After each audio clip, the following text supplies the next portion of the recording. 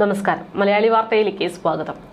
വിവാദങ്ങൾക്ക് ശേഷം ആദ്യമായി രാഹുൽ മാങ്കൂട്ടത്തിൽ പൊതുപരിപാടിയിൽ എത്തിയിരിക്കുകയാണ്. ആരൊക്കെയാണോ വിമർശിച്ചത് അവരുടെയൊക്കെ വായടപ്പിച്ചുകൊണ്ടുള്ള ഒരു രംഗപ്രവേശനം തന്നെയാണ് രാഹുൽ മാങ്കൂട്ടത്തിൽ നടത്തിയത്. എവിടെ എത്തിയാലും രാഹുൽ മാങ്കൂട്ടത്തിനെ തടയുമെന്ന് പറഞ്ഞ ഡിവൈഎഫ്ഐയോ ബിജെപിയോ പ്രവർത്തകരോ ഒന്നും തന്നെ അവിടെ തടയാൻ ആരും എത്തിയിരുന്നില്ല എന്നുള്ളതാണ് ഇതിൽ ഏറെ ശ്രദ്ധേയം. ലൈംഗികാരോപണങ്ങൾക്ക് ശേഷം ആദ്യമായി സർക്കാർ പരിപാടിയിൽ പങ്കെടുത്തുകൊണ്ട് രാഹുൽ മാങ്കൂട്ടത്തിൽ കഴിഞ്ഞ ദിവസം സജീവമാകുന്നു. KSRTC ബസ് ഉദ്ഘാടനത്തിന് എത്തിക്കൊണ്ടായിരുന്നു രാഹുലിന്റെ സജീവമാകൽ പ്രവർത്തനങ്ങൾ തുടങ്ങിയത്. പാലക്കാട് ബാംഗ്ലൂരു KSRTCയുടെ പുതിയ AC bus service Rahul Mamkootathil flag off ചെയ്യുകയായിരുന്നു. കഴിഞ്ഞ ദിവസം രാത്രി 9 മണിക്കാണ് ഫ്ലാഗ് ഓഫ് നടന്നത്. രാഹുലിനെ സർക്കാർ പരിപാടികളിൽ പങ്കെടുക്കാൻ അനുവദിക്കില്ല എന്ന് പറഞ്ഞ ഡിവൈഎഫ്ഐ BJP പ്രഖ്യാപനം ഇതോടെ എന്തായി എന്ന് ജനങ്ങൾ ചോദിച്ചു തുടങ്ങി. എന്തായാലും ഇത്തരം പ്രഖ്യാപനങ്ങൾ ഉണ്ടായതല്ലാതെ മറ്റു യാതൊരു പ്രശ്നങ്ങളും ഉണ്ടായിരുന്നില്ല. ഞായറാഴ്ച രാത്രി 8:30 ചടങ്ങ് നല്ല രീതിയിൽ തന്നെ നടന്നു എന്നുള്ളതാണ് റിപ്പോർട്ടുകൾ പുറത്തുവരുന്നത്. പാലക്കാട് ബസ് സ്റ്റാൻഡിലെത്തിയ രാഹുൽ മാങ്കൂട്ടം ഉദ്ഘാടനത്തിന് ശേഷം യാത്രക്കാരോടും ചടങ്ങിൽ പങ്കെടുക്കാനെത്തിയ ആളുകളോടും കുശലം പറഞ്ഞാണ് അവിടെ നിന്ന് ഏകദേശം 9:20 മടങ്ങിയതെന്നാണ് വിവരം. പൊതുപരിപാടിയിൽ പങ്കെടുത്തു കഴിഞ്ഞാൽ തടയുമെന്ന് പ്രഖ്യാപിച്ച ഡിവൈഎഫ്ഐയോ BJPയോ യുവമോർച്ച പ്രവർത്തകരോ പ്രതിഷേധവുമായി എത്താതായതോടെ എന്താണ് വിവാദം ഉന്നയിച്ചവർക്കൊക്കെ ഇപ്പോൾ മടുത്തു തുടങ്ങിയോ എന്നുള്ളൊരു ചോദ്യം ഉയരുകയാണ്.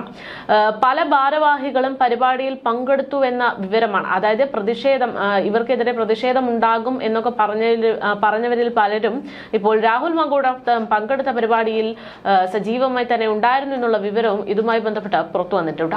പരിപാടിയെക്കുറിച്ച് അറിഞ്ഞില്ല എന്നും പൊതുപരിപാടിയിൽ പങ്കെടുത്താൽ തടയുമെന്ന നിലപാടിൽ ഉറച്ചു നിൽക്കുന്നു എന്നുമാണ് ഈ വിഷയത്തിന് ശേഷം അല്ലെങ്കിൽ ഇങ്ങനെ ഒരു വിമർശനം ഉന്നയിച്ചതിന് ശേഷം ഡിവൈഎഫ്ഐ ജില്ലാ സെക്രട്ടറി KC റിയാസുദ്ദീൻ ഉൾപ്പെടെ പ്രതികരിച്ചത്. എന്തായാലും വിവാദങ്ങൾക്കും ആരോപണങ്ങൾക്കും ശേഷം കഴിഞ്ഞ മാസം 24-നാണ് രാഹുൽ മാങ്കൂട്ടത്തിൽ സ്വന്തം മണ്ഡലത്തിലേക്ക് എത്തി താൻ സജീവമാകുമെന്ന് പ്രഖ്യാപിച്ചത്. 38 ദിവസങ്ങൾക്ക് ശേഷമായിരുന്നു രാഹുൽ മാങ്കൂട്ടത്തിൽ അങ്ങനെ പാലക്കാട് എത്തിയത്. മണ്ഡലത്തിൽ എത്താതിരിക്കാൻ തനിക്ക് ആകില്ല എന്ന് പറഞ്ഞുകൊണ്ടായിരുന്നു അദ്ദേഹത്തിന്റെ വരവ്. രാഹുലിന്റെ വരവ് വലിയ വിവാദം ഉണ്ടാക്കിയെങ്കിലും കോൺഗ്രസിന്റെ മൗനാനുവാദത്തോടെയാണ് രാഹുൽ പാലക്കാട് എത്തിയതെന്ന് പിന്നീട് വലിയ ചർച്ചയായിരുന്നു. മണ്ഡലത്തിലെത്തും മുൻപേ രാഹുൽ കോൺഗ്രസിലെ സംസ്ഥാന ജില്ലാ നേതാക്കളുമായി ചർച്ച നടത്തിയെന്നുള്ള സൂചനയും ഇതോടൊപ്പം പുറത്തു വന്നിരുന്നു. തദ്ദേശ തെരഞ്ഞെടുപ്പ് അടുത്തിരിക്കെ മണ്ഡലത്തിൽ രാഹുൽ സജീവമാകണമെന്ന ആവശ്യം DCCയും ജില്ലാ മുസ്ലിം ലീഗും KPCC അറിയിച്ചു എന്നാണ് സൂചന.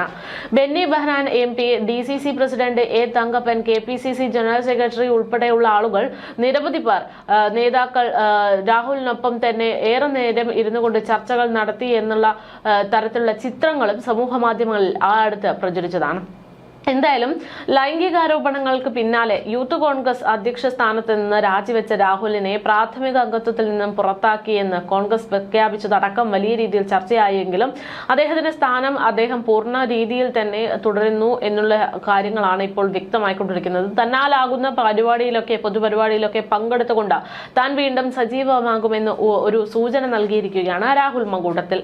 എന്തായാലും പ്രതിഷേധങ്ങളെയൊക്കെ മറികടന്നുകൊണ്ട് 38 ദിവസത്തിന് ശേഷം സ്വന്തം മണ്ഡലത്തിൽ എത്തിയ രാഹുൽ മാങ്കൂട്ടത്തിൽ ഇപ്പോൾ സർക്കാർ പല പരിപാടിയിലും സജീവമായി തന്നെ വന്നിരിക്കുകയാണ്. അതേസമയം ലൈംഗികാരോപണ വിധേയനായ രാഹുൽ മാങ്കൂട്ടത്തിൽ ഇപ്പോൾ വിവാദങ്ങൾക്ക് ശേഷം പൊതുപരിപാടിയിൽ രംഗത്തെത്തുക എന്ന് മാത്രമല്ല, കഴിഞ്ഞ ദിവസം ഒരു മന്ത്രിക്കെതിരെ പരസ്യമായിട്ട് ഒരു വിമർശനം ഉന്നയിക്കുകയും കൂടെ ചെയ്തിട്ടുണ്ട് എന്നത് ഏറെ ശ്രദ്ധേയമാണ്. നമുക്കറിയാം പാലക്കാട് ഒരു ജില്ലാ ആശുപത്രിയെ സമീപിച്ച ഒരു കുഞ്ഞിന് അതിദാരുണമായിട്ട് ആ കുഞ്ഞിന്റെ കൈ അറുത്തു മാറ്റേണ്ടുന്ന അവസ്ഥ, അതായത് ചികിത്സാ പിഴവ് മൂലം അറത്തു മാറ്റേണ്ടുന്ന ഒരു ആവശ്യം വന്നിരുന്നു.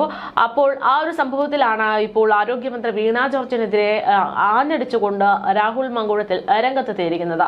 പാലക്കാട് ജില്ലാ ആശുപത്രിയിൽ ചികിത്സാ പിഴവിനെ തുടർന്ന് 9 വയസ്സുകാരിയുടെ കൈ മുറിച്ചു മാറ്റിയതുമായ സംഭവത്തിൽ ആരോഗ്യമന്ത്രി വീണ ജോർജിനെ രാഹുൽ മാങ്കൂട്ടത്തിൽ MLA ഫേസ്ബുക്കിലൂടെയാണ് വിമർശിച്ചത്. ആ കുഞ്ഞും കുടുംബവും അനുഭവിക്കാൻ പോകുന്ന ട്രോമയ്ക്ക് താങ്കളുടെ പക്കൽ പ്രതിവിധിയുണ്ടോ എന്നുള്ള പ്രധാനപ്പെട്ട ചോദ്യം ഉന്നയിച്ചുകൊണ്ടായിരുന്നു പ്രതികരണം. കൈ ഒടിഞ്ഞതിന് ചികിത്സയ്ക്ക് വരുന്നവരുടെ കൈ മുറിച്ചു മാറ്റുന്ന പിടിപ്പുകേടിന് അശ്രദ്ധ എന്നാണോ ക്രൈം എന്നാണോ പറയേണ്ടത് എന്നും രാഹുൽ മാങ്കൂട്ടത്തിൽ ഫേസ്ബുക്കിലൂടെ ചോദിച്ചു.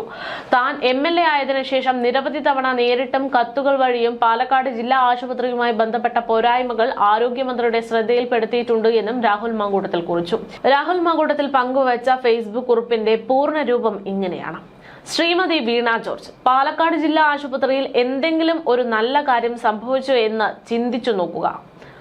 അടുത്ത നിമിഷം താങ്കൾ പാലക്കാടെത്തി അത് സർക്കാരിന്റെയും മുഖ്യമന്ത്രിയുടെയും താങ്കളുടെയും നേട്ടങ്ങളുടെ പട്ടികയിലെ അടുത്ത പൊൻതൂവലായി ചിത്രീകരിക്കാൻ ആവശ്യമായ എല്ലാ ശ്രമങ്ങളും നടത്തുന്നതായിരിക്കും.